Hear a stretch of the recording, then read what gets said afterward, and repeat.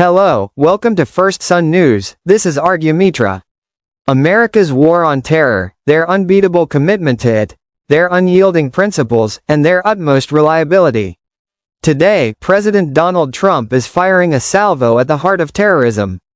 How? By serving lunch to Pakistan's army chief. Donald Trump is hosting Pakistan's TERRORISTAN army chief Asim Munir at the White House. And this time there is evidence. Let's show you what it is. The president's public schedule. Take a look at this. Look at the event. At 1 p.m. local time. Lunch with Pakistan's army chief. The media will not be there. This is slated to be a closed-door event, and this is a rare move for any U.S. president. White House meetings are meant for heads of state. It is rare for military chiefs to get it. We did some digging on this topic and this is what we found. 3 Pakistani army chiefs have been hosted by U.S. presidents. Ayub Khan by President Kennedy, Zia Haq by President Reagan, and Pervez Musharraf by President Bush. Do you know the difference? All those army chiefs had captured power by then. So they were invited as heads of state as presidents of Pakistan, not as army chiefs.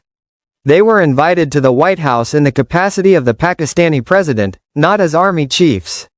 But the same honor is now being given to Pakistani Army Chief Munir, which raises 2 questions. Why and how should India see this? Well, India had launched a diplomatic campaign against Pakistan. Our delegations visited many countries in the world, including the US, this month, and they also met with Vice President J.D. Vance. But days later, Trump invites Terroristan chief Asim Munir to his home. The same Terroristan chief Asim Munir who spewed venom against India, who sponsored the Pahalgam attack, who killed innocent Indians living along the border. Simply put, this is an affront to India. And Trump did not stop there. He had a phone conversation with Prime Minister Modi yesterday. He invited the Indian Prime Minister to visit Washington, D.C. Of course, Prime Minister Modi declined the offer. He stuck to his plan of visiting Croatia. But imagine the thinking here. Donald Trump wanted Modi in Washington at the same time as Terroristan chief Asim Munir. He wanted to meet the Indian Prime Minister and then the Pakistani army chief. This is a blatant attempt at hyphenation, a bid to club India and Pakistan together. Thankfully, Prime Minister Modi pushed back. His call with Donald Trump lasted about 35 minutes.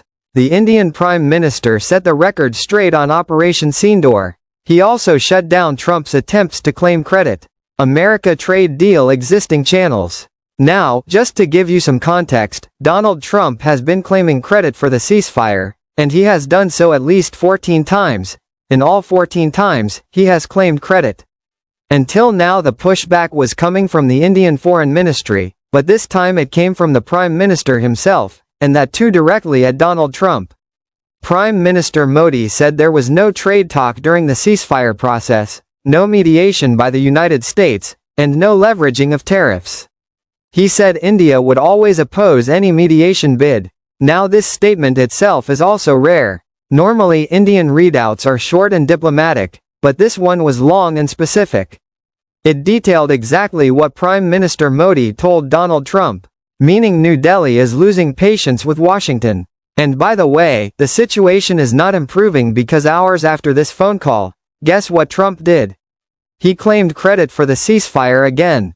Stopped a war between India and Pakistan. Donald Trump said, "I love Pakistan. I think Modi is a fantastic man. I spoke to him last night. We're going to make a trade deal with Modi of India. But I stopped the war between Pakistan and India."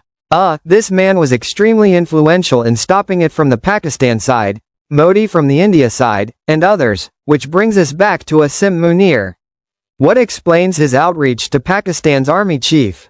Trump's outreach. What explains it? There are 3 main possibilities. The first is counter-terrorism. We know that Pakistan plays a double game on terror, but America does not seem to mind. They're betting on Islamabad to take out terrorists in Afghanistan. In fact, a U.S. general called Pakistan a phenomenal partner. Seeing Pakistan with limited intelligence that was provided to them go after them using their means to do that. And we're seeing an effect on ISIS course. Pakistan had over 1,000 of terrorist attacks in the western area, killing about 700 security personnel and civilians and wounding 200. They're in an active counter-terrorism fight right now, and they have been a phenomenal partner in the counter-terrorism world. We don't buy it though. This counter-terrorism partnership is not new. It can be managed by security officials, by US generals and Pakistan's army chief. But Trump's involvement suggests something more. A more political angle to this lunch with the Pakistani army chief. The second possibility is Iran. Pakistan is located right next to Iran. They share a 900 kilometers long border with the country. If the US gets involved in the war, they may want Pakistan support, maybe their bases or their intelligence. That is a theory, but again, we don't buy it. The US has enough military presence in the region. Most crucial Iranian targets are in the west of Iran, which is further away from Pakistan. Plus, I doubt it would take a lunch with Trump to convince Pakistan. Chances are they would agree anyway. Which brings us to the final possibility as to why this lunch is being hosted. A business deal. The Trump family has signed a crypto agreement with Pakistan. Islamabad is hoping to ride the crypto wave. Last month, they even announced a Bitcoin reserve. So, could this lunch be linked to that? A reward for handing out deals to the Trump family? It's certainly possible, but whatever the motive, India must take note. Of course, we cannot abandon our ties to the US.